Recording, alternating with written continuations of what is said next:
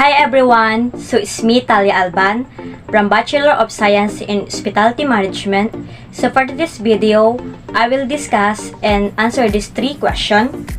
First is importance of telephone exchange. Second, what are the things you need to consider? And last is, who are the possible client and people that you will accommodate? So let's start. Importance of telephone exchange. The telephone is an indispensable element in the communication system of any modern hotel. A separate section known as telephone exchange is created to handle all transactions pertaining incoming and outgoing calls, wake-up service, information dissemination, and other related service. Functions of the telephone exchange section. Number 1, respond to all incoming calls, both local and overseas. Number 2, process long-distance and overseas call requests of guests if direct dial service is not available.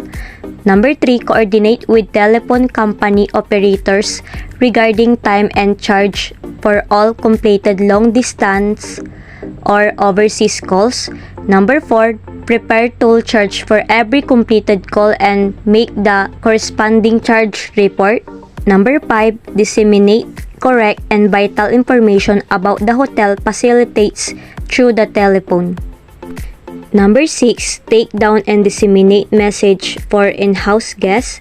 Number 7, attend to wake-up call requests of house guests.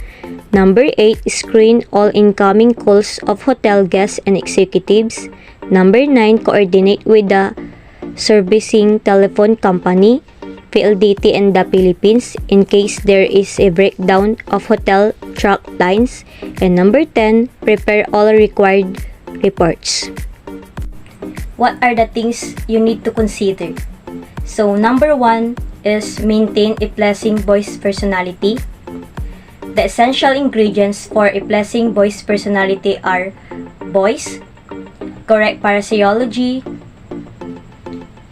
manner, and proper telephone usage.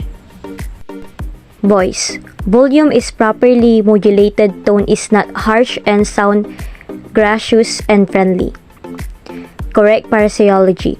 Courteous words and appropriate phraseologies are used. Manner. Considerate, interested, attentive, accommodating. Proper telephone usage for maximum efficiency. Number 2, use a slightly rising inflection when making a statement. It softens the tone, makes you sound gracious. Number 3, all incoming calls outside the hotel should be answered as follows. Crown Hotel, good morning, afternoon, evening. Never say hello as this sound unprofessional. Calls from the house phone or the prom guest room should be answered as follows. Operator, may I help you? Number 4, always be ready with pad and pencil for noting down message. Number 5, when the phone rings, grab the paper and pencil and promptly take down message or notes. Number 6, after the caller has relayed his inquiry or request, read back to him the notes that you have written to validate the details. This gesture will also make the caller feel that you are paying full attention to his message. Number 7, answer all calls are promptly as possible. If possible, on the first ring, a ring phone is like someone knocking on one's door.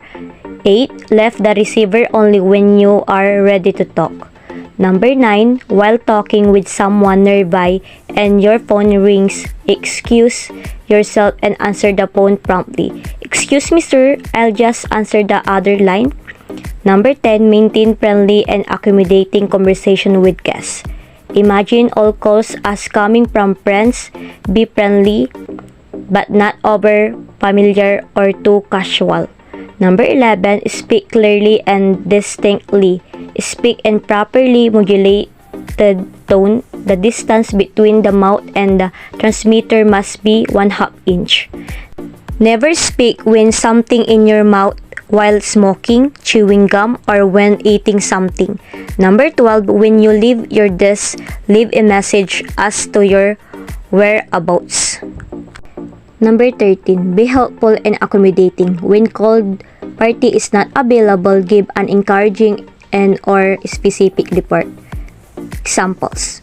We expect Mr. Santos in a few minutes. This is Ms. Reyes. May I help you? Mr. Kumaring is in the conference and we will do possible by 11 p.m. Perhaps I can help you, sir? If the caller would like to speak only with the called party, obtain the caller's name, telephone number, and message. 14. In dealing with callers, be attentive to avoid requests for repetition. Never interrupt while the other party is speaking. Indicate you're present on the line with such expression. Avoid slang words like yeah. As I see, yes sir. Speak in the language which you are addressed, English or for English. Be friendly but businesslike. 15. If you cannot help the caller with some information, explain why. I'm sorry, I don't have this information. May I transfer you to? They will be in position to give you information you need. If you are looking for information, excuse yourself and say, "Ma'am, do you mind holding the line while I check on your file or with?"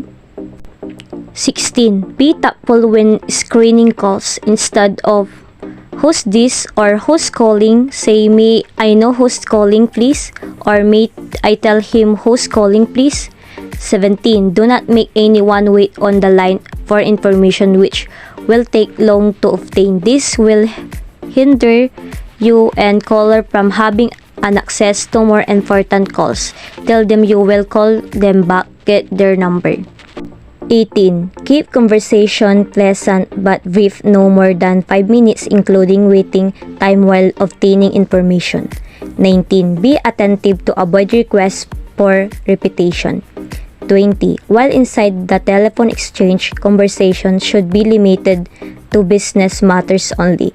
Private calls are not allowed. 21. Never leave the switchboard unattended. 22. Avoid drinking and eating inside the switchboard. 23. Never listen to private conversations on the phone nor divulge confidential information gathered on the phone. Who are the possible client and people that you will accommodate?